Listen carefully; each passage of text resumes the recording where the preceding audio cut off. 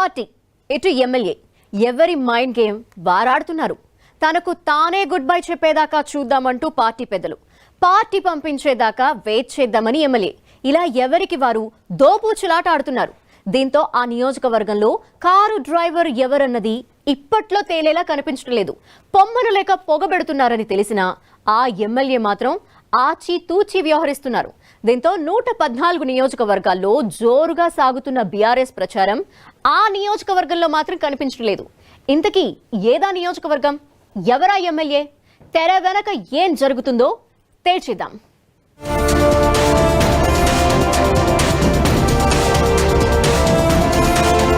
తన కుమారుడు రోహిత్ కు మెదక్ టికెట్ దక్కకపోవడంపై ఆగ్రహంగా ఉన్నారు మల్కాజ్గిరి ఎమ్మెల్యే మైనంపల్లి హనుమంతరావు. దీంతో తన టికెట్ ను సైతం పణంగా పెట్టి పార్టీ నేతలపై నోరు జారారు. దీంతో ఆయన ఇక పార్టీకి గుడ్ బై చెప్పేస్తారని కొందరు, పార్టీయే ఆయనకు మల్కాజ్గిరి టికెట్ రద్దు చేసి సస్పెండ్ చేస్తుందని మరికొందరు చర్చోపచర్చలు చేస్తూ వచ్చారు. కానీ ఇప్పటి వరకు ఆ రెండూ జరగలేదు.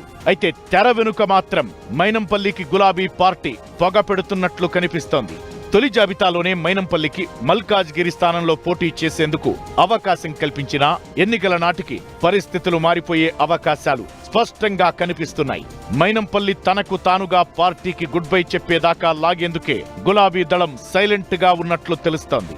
మల్కాజ్గిరి నియోజకవర్గంలో తాను, తన సొంత నియోజకవర్గమైన మెదక్లో తనయుడు రోహిత్ రావును ఎన్నికల బరిలో నిలిపేందుకు 2 ఏళ్లుగా ప్రయత్నాలు చేస్తున్నారు ఎమ్మెల్యే మైనంపల్లి. ఈ నేపథ్యంలోనే మైనంపల్లికి మల్కాజ్గిరి టికెట్ కేటాయించిన బీఆర్ఎస్ అధిష్టానం మెదక్ నియోజకవర్గంలో మాత్రం సిట్టింగ్ ఎమ్మెల్యే పద్మా దేవేందర్ రెడ్డికే ఛాన్స్ ఇస్తూ నిర్ణయం తీసుకుంది. ఈ నిర్ణయం వెనుక మంత్రి హరీష్ రావు హస్తం ఉందని ఆరోపించారు మైనంపల్లి. మైనంపల్లి వ్యాఖ్యలను తప్పుబట్టిన గులాబీ పార్టీ నేతలు అప్పటి నుంచి ఆయన్ను పట్టించుకోవడం మానేశారు. మాస్ లీడర్ గా పేరున్న మైనంపల్లిపై పార్టీ వెంటనే చర్యలు చేపడితే తప్పుడు సంకేతాలు వెళతాయని అధికార పార్టీ అంచనా వేస్తోంది. ఈ విషయాన్ని స్మూత్ గా డీల్ చేస్తూనే మైనంపల్లిని దూరంగా ఉంచాలని పార్టీ డిసైడ్ అయినట్లు సమాచారం.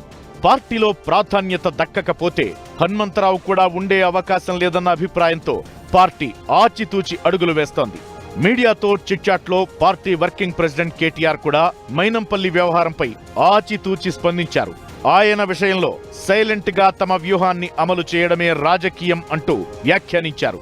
ఓవైపు టికెట్ రద్దు చేయకుండా మరోవైపు పార్టీ అభ్యర్థిగా మైనంపల్లిని చూడకపోవడమే బీఆర్ఎస్ వ్యూహంగా కనిపిస్తోంది. తనకు తానుగా మైనంపల్లి దూరమయ్యేలా చేయడమే గులాబీ దళం వ్యూహంగా కనిపిస్తోంది.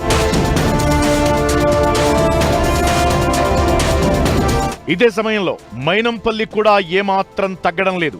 వచ్చే ఎన్నికల్లో మల్కాజ్గిరిలో తాను, మెదక్లో తన కొడుకు రోహిత్ పోటీ చేసి తీరుతామంటూ చేస్తున్న వ్యాఖ్యలు రాజకీయంగా దుమారం రేపుతున్నాయి. అటు మెదక్లోనూ ఇటు మల్కాజ్గిరిలోనూ బీఆర్ఎస్ లోని ఓ వర్గం పూర్తిగా మైనంపల్లి వెంటే నడుస్తోందన్న టాక్ వినిపిస్తోంది. సిట్టింగ్ ఎమ్మెల్యే పద్మా దేవేందర్ రెడ్డి తీరు పట్ల అసంతృప్తిగా ఉన్న నేతలంతా మైనంపల్లికే మద్దతిస్తున్నట్లు తెలుస్తోంది. ఇటు మల్కాజ్గిరిలోనూ బీఆర్ఎస్ లోని పలువురు ముఖ్య నేతలు హనుమంతరావు ఎటు వెళితే అటు వెళ్లేందుకు సిద్ధంగా ఉన్నామనే సంకేతాలిస్తున్నారు. మరోవైపు మైనంపల్లి కాంగ్రెస్ నేతలతో టచ్ లోకి వెళ్లిపోయినట్లు తెలుస్తోంది.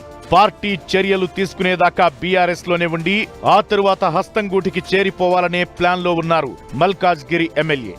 ఈ నేపథ్యంలోనే మల్కాజ్గిరి నియోజకవర్గంపై ప్రత్యేక దృష్టి సారించింది బీఆర్ఎస్.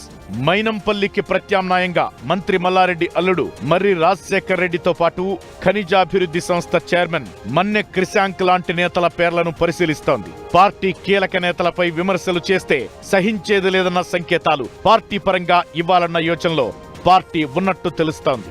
ప్లాన్ ఏలో మైనంపల్లి పార్టీ వీడకపోతే ప్లాన్ బి ద్వారా ఆయన్ను పంపించేందుకు యాక్షన్ ప్లాన్ రెడీ చేస్తోంది గులాబీ దళం.